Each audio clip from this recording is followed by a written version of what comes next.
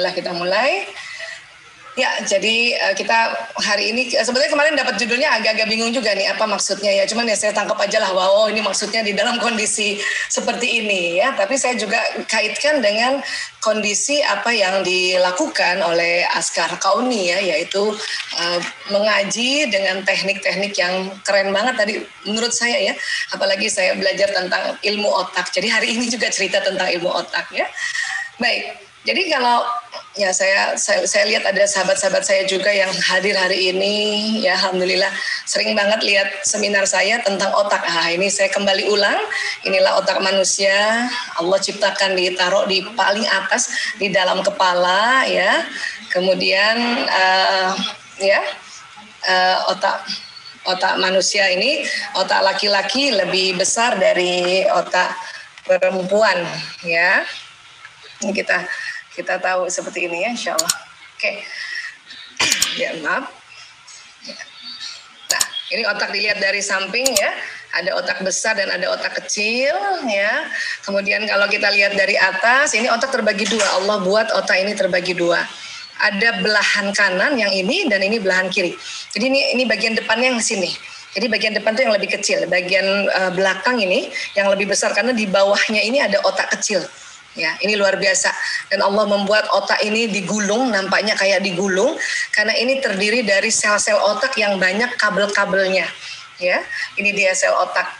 Ya, jadi ada sel otak diistilahkannya neuron. Ada kurang lebih 100 miliar neuron di otak kita. Satu neuron ini kabelnya panjang-panjang sekali. Ya, kalau kita umpamakan satu neuron ini adalah sebuah komputer atau laptop, berarti di otak kita ada 100 miliar laptop. Ya Allah, banyak banget. Iya benar, banyak sekali. Ada beberapa ahli bilang, enggak 100 miliar, 90 miliar. Tapi itu sama aja, itu banyak ya. Dan satu neuron ini kalau kita ibaratkan ini laptop, ini nih kabel yang mengarah ke stop kontak. Ya, kita aja satu aja ya, kabel satu aja stop kontaknya cuma satu ya. Ini udah banyak banget akson terminalnya nih. Kemudian supaya nggak koslet, makanya diselubungi dengan myelin istilahnya, dengan lemak, dengan kolesterol, agar dia tidak koslet. Kalau kita kan kabel kita diselubungi dengan plastik gitu ya. Dan ini yang di pinggir-pinggirnya misalnya ini laptop, di pinggir-pinggirnya ini potensi untuk tersambungnya laptop satu dengan laptop lain atau laptop yang lain dengan koneksi yang lain-lainnya itu. Kalau laptop biasa kan cuma 5 potensinya, ini 20.000, Masya Allah. Jadi ini bisa tersambung-sambung. Ya, dan kalau kita lihat ada sambungannya, itu istilahnya koneksi neuron di sinaps, ini sambungannya. Ya, saya mohon izin ini buat ibu-ibu, buat bapak ibu yang hadir hari ini, kita banyak belajar tentang anatomi lagi ya, belajar biologi supaya kita tambah mencintai ya otak kita dan tambah mencintai Sang Maha Pencipta otak ini, Masya Allah.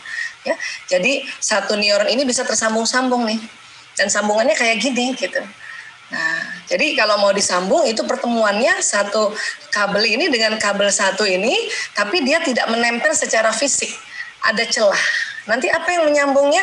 Nah ini, pelepasan zat kimia atau neurotransmitter yang dari neuron satu ke neuron berikutnya.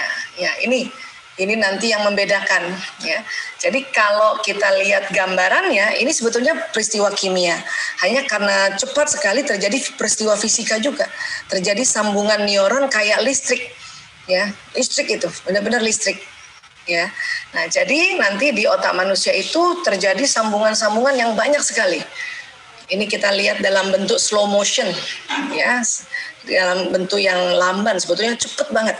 Dikatakan setiap detik ada 2 juta informasi yang masuk di otak manusia, 2 juta.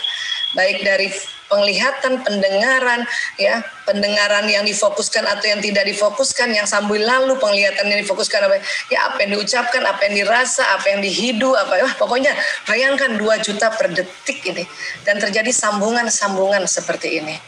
Ya, dan ini luar biasa. Pada saat kita nanti mendapat informasi, entah diucapkankah, dilihat, didengar, dirasa, dihidup dan sebagainya, itu terjadi sambungan. Ya, dan itu terjadi listrik di otak kita.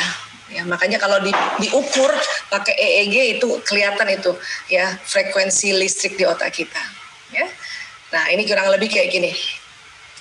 Kalau ada informasi yang kita ulang-ulang, maka sambungannya berulang akhirnya jadi tebal kayak gini. Ya. Itulah makanya mengapa dalam sistem pendidikan kita ada namanya repetisi repetisi informasi.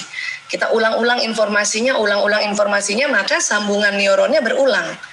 Ini nanti orang yang tadinya pertama baru tahu kan sambungannya baru satu nih, kemudian diulang-ulang akhirnya jadi faham. Ya, kan kita dimintanya begitu ya, habis tahu faham, ya, habis maklum mahfum gitu. Itu juga dalam kita menghafalkan Quran, kita diminta ulang-ulang supaya kita sambungan otaknya tebal sehingga jadi faham gitu. Ya. Ini.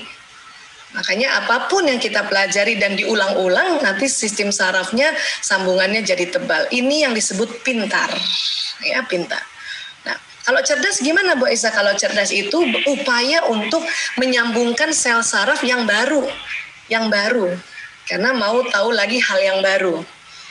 Ya, jadi kalau kita melihat hal yang baru, mendengar hal yang baru, bertemu orang baru, melihat tempat baru, ya, merasakan ya kondisi-kondisi baru, itu membuat cerdas.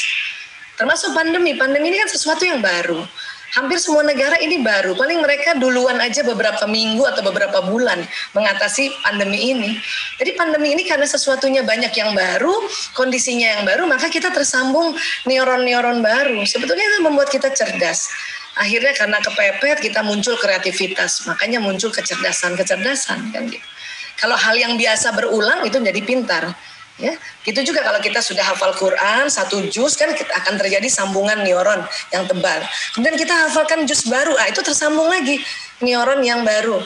Diulang lagi dan akhirnya tebal lagi. Nanti antara juz 1 dengan juz 2 dia ada kolerasinya. Nanti neuron satu dengan neuron lain tersambung lagi. Masya Allah. Pokoknya kalau kita bisa buka cara kerja otak kita, kita sangat kagum pada Sang Maha Pencipta, pada Allah. Ya, nah ini.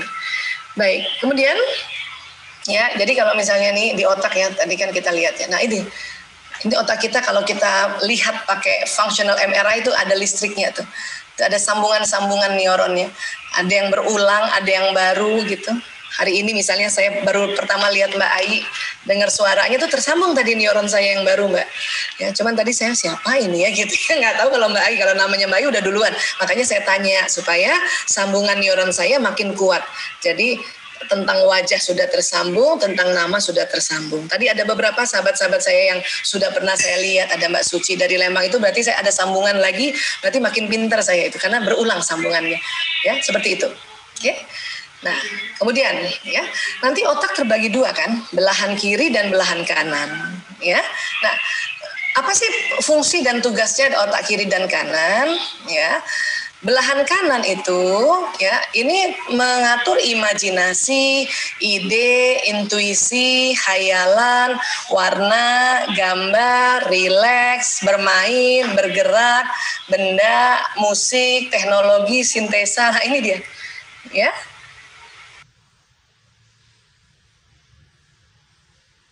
Terus otak kiri itu belahan kiri ini mengatur bahasa, angka, hitungan, logika, rasional, detil, urutan, fakta, disiplin, syair, lagu, analisa. Ini kalau dihafal semua nanti malah lupa Bun, ya. Coba deh ayah bunda atau para bapak ibu guru coba lihat. Pokoknya nih yang kanan ini yang rileks saja, yang kiri yang serius. Makanya sengaja ada tulisan juga, ada gambar supaya ingat aja.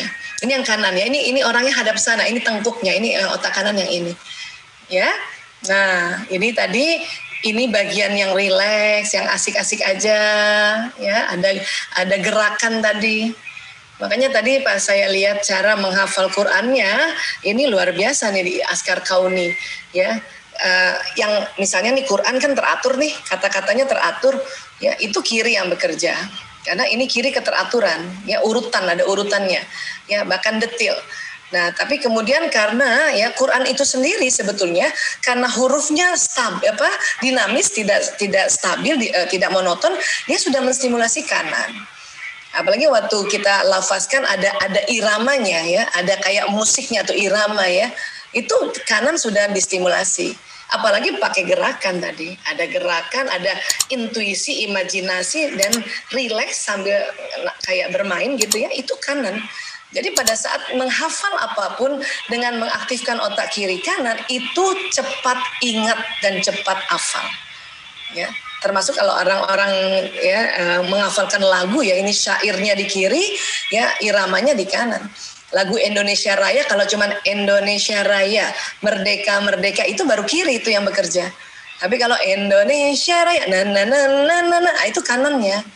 Sehingga lagu Indonesia Raya kita hafal kan gitu. Ya, nah ini.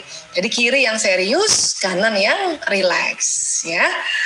Nah, ternyata dalam surat Ali Imran ayat 36, Bismillahirrahmanirrahim ya. Dan laki-laki tidak sama dengan perempuan. Ya, walaisa dzakaru kal unsa. Ya, artinya apa? Memang ternyata ya, ini ayat ini tidak satu ayat ya, seperempat ayat. Kemudian diteliti oleh banyak ilmuwan seluruh dunia, ternyata betul laki-laki nggak sama dengan perempuan. Apalagi otaknya, program-program otaknya walaupun sama punya otak, ya, tapi ada perbedaan-perbedaan yang Allah desain atau Allah ciptakan, ya. Termasuk tadi otak kiri kanannya. Apanya sih Bu Aisyah? Ya, dari kecil nih, otak kiri anak perempuan berkembang lebih cepat dari otak kiri anak laki-laki. Kiri yang ini ya tadi ya, yang serius ya. Jadi artinya apa? Artinya anak perempuan akan mampu berbicara lebih awal dan lebih baik dibanding anak laki-laki. Bunda, siapa yang punya anak perempuan, Bun? Umur 3 tahun udah bisa ngomong kan anak perempuan ya? Iya, sudah bisa bicara dan mampu membaca lebih awal serta belajar bahasa dengan lebih cepat. Ini anak perempuan karena kirinya sudah lebih tersambung tadi neuronnya tadi. Ya. Kemudian bagaimana anak laki-laki? Laki-laki otak belahan kanannya berkembang lebih cepat dari otak kanan anak perempuan. Jadi anak laki-laki otak rileksnya, otak bermainnya, otak warna, otak imajinasi, otak ide dan sebagainya, dia lebih cepat berkembangnya daripada anak perempuan. Ya, lebih cepat berkembangnya. Oke. Nah, terus otak kanan anak laki-laki berkembang dan bertumbuh lebih cepat dari kirinya. Jadi kalau anak perempuan ini ya, kita lihat dulu ya, anak perempuan itu seimbang kiri kanannya, laki-laki kanannya duluan lebih ya tersambung neuronnya tadi. Nanti kita lihat gambarnya ini ya. Ya. Kita lihat gambarnya. Jadi apa sih yang terjadi? Sambungan neuron di otaknya, bukan volumenya ya. Nah, ini. Ya, ini otak kanan, ini otak kiri. Nah, otak perempuan dari 0 hari sampai 6 tahun, itu sambungan neuron tadi yang kita lihat tadi, sambungan koneksi, itu perempuan kiri kanan seimbang. Jadi otak serius sama otak rileksnya perempuan seimbang. Laki-laki otak kanannya duluan yang dominan dibanding otak kirinya. Dia jomplang, kalau orang Betawi bilang jomplang ini. Kanannya dominan, kirinya ya masih belum lagi banyak tersambung seperti kanannya. Ya, kalau perempuan stabil, tapi kanannya perempuan kalah dengan kanannya laki-laki.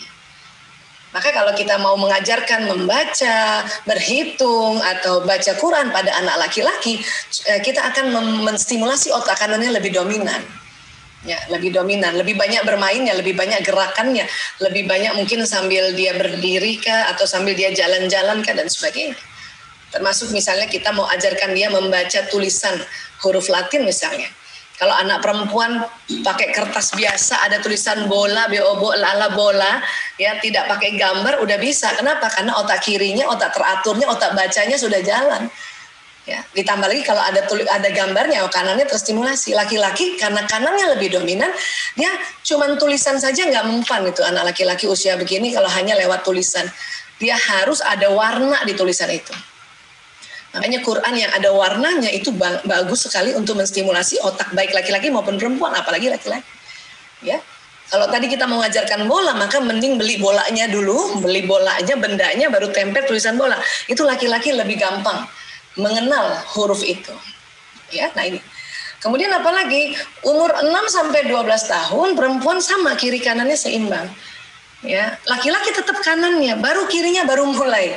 Ya, makanya dikatakan anak laki umur 6 tahun baru siap untuk belajar membaca ya dan berhitung dan juga baru siap untuk teratur, baru siap saya katakan, baru siap. Karena kanannya masih dominan. Itu tadi saya perhatikan di Askar Kauni banyak sekali ekstrakurikuler, itu menyenangkan sekali. Menyenangkan buat anak perempuan apalagi anak laki. ada berkuda tadi, ya, ada mana tadi juga ya, berenang. Itu keren banget. Dan anak laki-laki yang sekolahnya banyak seperti itu, dia seneng banget. Kenapa? Otak kanan yang distimulasi. Karena memang Allah desain anak laki-laki itu dari kecil kanannya dulu nih.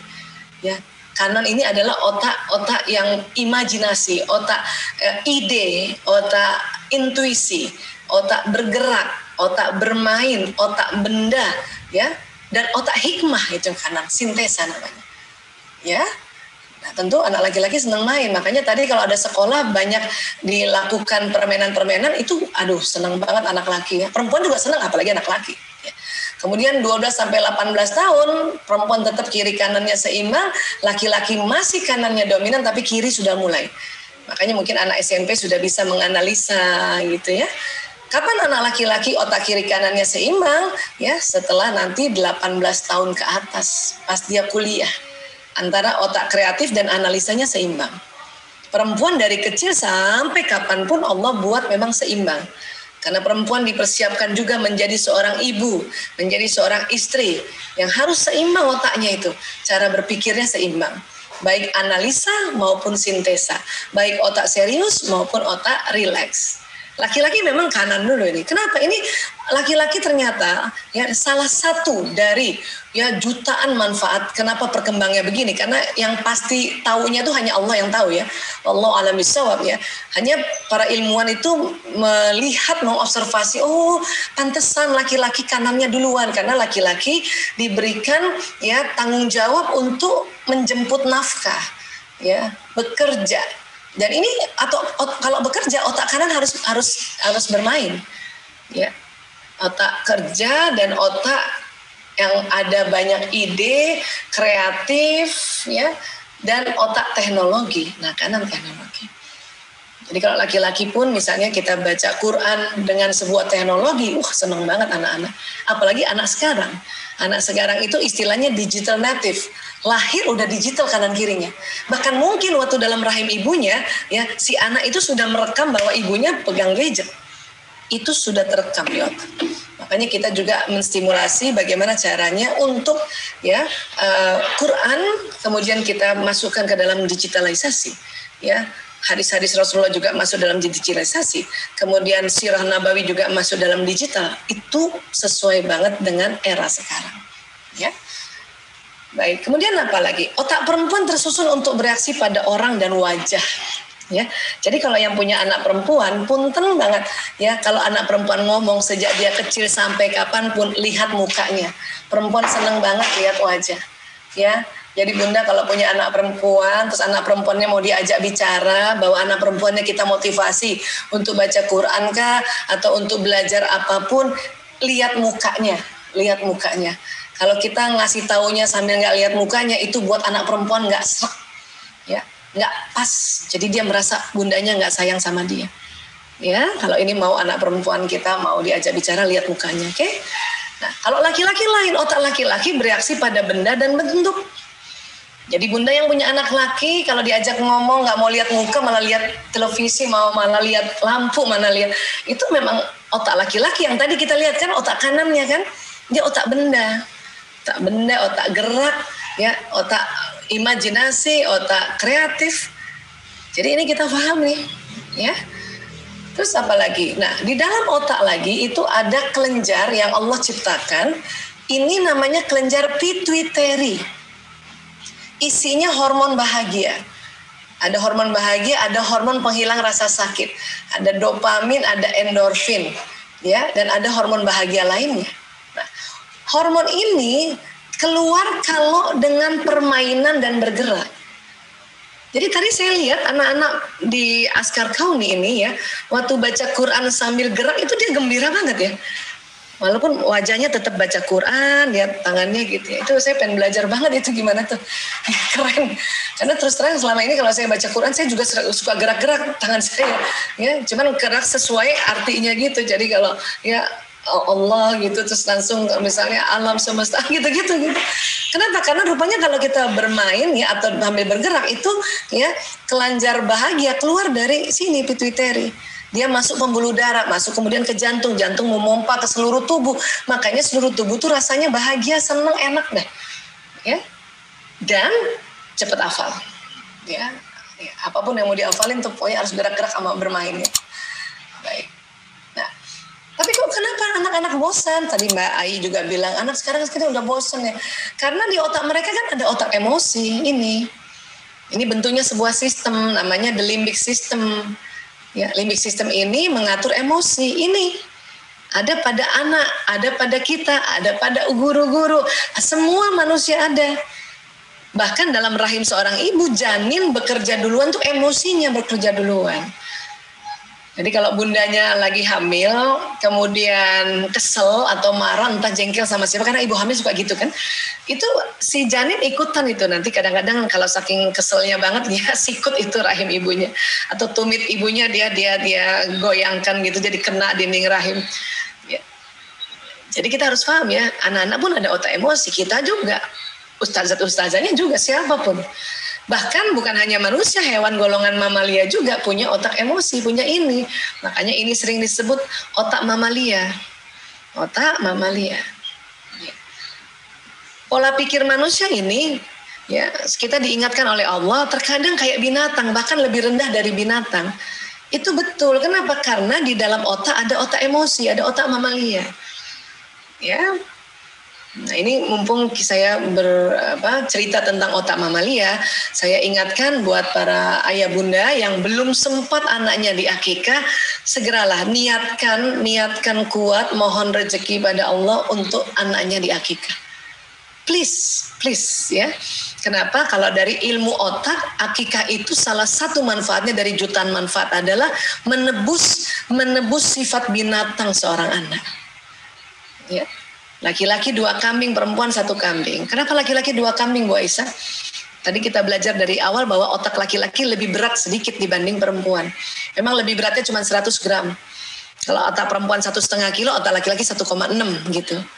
Tapi kok 2 kambing? Ya kan nggak ada kambing 1/4 bisa kita potong kan? Jadi perlambangannya 2 kambing, itu perlambangan dari otak laki-laki, otak emosinya lebih berat, lebih besar. Ya. Bu Aisyah, kambing bisa nggak diganti sama ayam? Nggak bisa. Karena ini otak mamalia. Ya, ayam bukan mamalia. Ayam tuh masuk di unggas kan? Iya. Jadi pergilah ya, niatkan untuk akikah anak-anak. Kenapa sih Bu Aisyah tekankan ini? Saya sejak tahun 98 urus narkoba, Bu. Narkoba itu yang dirusak ini, otak emosi. Otak emosi. Tapi ada anak pecandu narkoba juga, ya setelah pakai narkoba kan memang jelas otak emosi yang rusak nih. Tapi ada yang lebih rusak lagi, lebih parah rusaknya. Udah umur 30 tahun, udah umur 30 tahun, sifatnya kayak binatang. Dan pada saat saya konsultasi, saya tanya sama orang tuanya, Pak, Bu, udah diakikah belum anaknya? Dia bilang, belum Bu Aisyah. Dalam hati saya apa? Pantesan. Ya, makanya saya bilang Bapak Ibu, di otak anak ibu tuh ada otak emosi, otak mamalia. Coba ya niatkan dan mohon doa lapang rezeki untuk akikah. Kambing itu adalah binatang mamalia dan harganya stabil memang. Ya, luar biasa ya yang dipilih kambing, Masya Allah. Ya, jadi segeralah yang sudah akikah, alhamdulillah. Ya, baik. Nah, limbic system tuh kayak apa sih Bu Aisyah ya? Kayak gini nih sistemnya, dia ada di tengah otak. Laki-laki ada, perempuan ada. Semua manusia ada. Bahkan tadi hewan golongan mamalia. Kalau bunda seneng apa tuh? Seneng pelihara kucing, ya kucing juga ada otak emosinya, ya. Nah, selain otak emosi ada juga namanya batang otak ini. Batang otak ini kalau tegang, dia ada 2 responnya, fight or flight, serang atau kabur. Jadi kalau anak-anak batang otaknya tegang menghadapi orang tua atau kita orang tua tegang menghadapi pandemi, maka batang otaknya ya itu kerjanya tuh selalu pengen nyerang aja atau mau kabur aja, pengen marah aja, pengen gemes aja atau langsung ngambekan. Nah, itu bisa terjadi pada kita. Karena batang otak ini sesungguhnya Allah ciptakan untuk, ini batang otak ya, untuk melindungi manusia dari serangan luar. Misalnya dari binatang buas, dari rampok, dari tiba-tiba gempa, tiba-tiba tsunami, ini bekerja nih. pada saat batang otak bekerja itu cuma 2 saja, supaya tubuh ini bereaksinya cuma 2, nggak usah banyak-banyak mikir, ya, fight or flight, serang atau kabur. Nah, gitu. Kalau kita dikejar anjing kan kita hush, itu namanya batang otak lagi tegang tuh, kita menyerang dia, fight ya, hush, atau kita lempar batu. Ya, kita nggak ingat lagi bahwa ini anjing makhluk hidup juga. Kenapa? Karena yang bekerja hanya ini. Ilmu tentang bahwa anjing ini makhluk hidup harus disayangi itu ada di depan sini. Tapi kalau darurat batang otak yang bekerja ini nggak bekerja nih. Ya, sama pas dicopet pasti kita kalau nggak serang atau kabur kita nggak ingat kalau barangkali copet ini kasihan anaknya belum makan, nggak ingat itu. Untuk sementara diblokir ilmu-ilmu kita di sini. Paham ya? Nah, pandemi karena kita melawan virus atau kita berhadapan dengan virus corona yang nggak kelihatan, maka di dalam rumah pun otak kita ini tegang otak kita. Kenapa Bu Aisyah? Ya karena kita nggak lihat itu virus. Bahkan sekarang ada istilahnya klaster keluarga. Ya, mungkin ada salah satu keluarga kenanya di luar ya, pas masuk di dalam rumah ya terjadi penularan di rumah. Makanya kita tegang terus sekarang, 9 bulan kita tegang. Jadi nggak heran sekarang anak lagi belajar online di rumah atau orang tua juga sedang bekerja dari rumah, sama-sama tegang, anak pun tegang. Apalagi anak yang wataknya ekstrovert, yang lebih senang belajar sama teman-temannya. Karena buat anak ekstrovert belajar di luar rumah, di tempat rame itu masuk ilmunya ke sini. Tapi anak yang introvert, yang memang senangnya di kamar, senangnya di rumah, itu senang belajar online. Ya, jadi harus paham juga tentang watak anak-anak, oke?